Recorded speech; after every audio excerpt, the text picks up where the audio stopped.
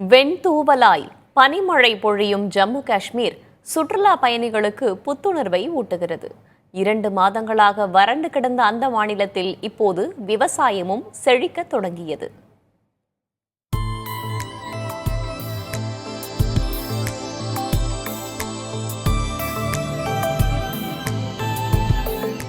வறண்டு கிடந்த ஜம்மு காஷ்மீர் மாநிலத்தின் பல பகுதிகளில் மழை பொழிய தொடங்கியுள்ளது.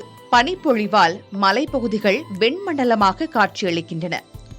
வறண்ட வானிலை காரணமாக விவசாயம் பாதிக்கப்பட்டிருந்த நிலையில் மழைக்காலம் தொடங்கியதால் வாடிக்கிடந்த விவசாயிகளின் முகம் மலரத் தொடங்கியுள்ளது. மற்றொருபுறம் பதர்வா பள்ளத்தாக்கு, ரம்பன், கிஷ்ட்வார், உதம்பூர், சர்தால் ஆகிய பகுதிகள் பனிசூழ் பகுதிகளாக மாறியுள்ளன. சுற்றுலா பயணிகள் படையெடுக்க தொடங்கியுள்ளதால் முடங்கி கிடந்த சுற்றுலாத்துறையும் உற்சாகமடைந்திருக்கிறது. பனிக்கட்டிகளை அள்ளி வீசி சுற்றுலா பயணிகள் கொள்ளை மகிழ்ச்சி அடைகின்றனர்.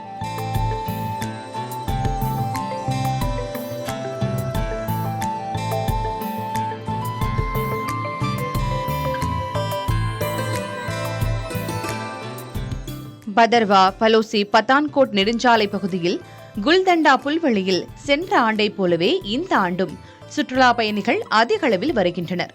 கிஷ்ட்வார், உதம்பூர், ரஜோரி, பூஞ்ச் ஆகிய பகுதிகளிலும் புதுப்பனி பொழிவதால் அந்த இடம் பொலிவுடன் காட்சியளிக்கிறது. பள்ளத்தாக்கு பகுதிகளில் பனிப்பொழிவு, சமவெளி பகுதிகளில் மழை என காஷ்மீர் உள்ளத்தை குளிர்வித்து விவசாயத்தையும் தழைக்கச் செய்திருக்கிறது.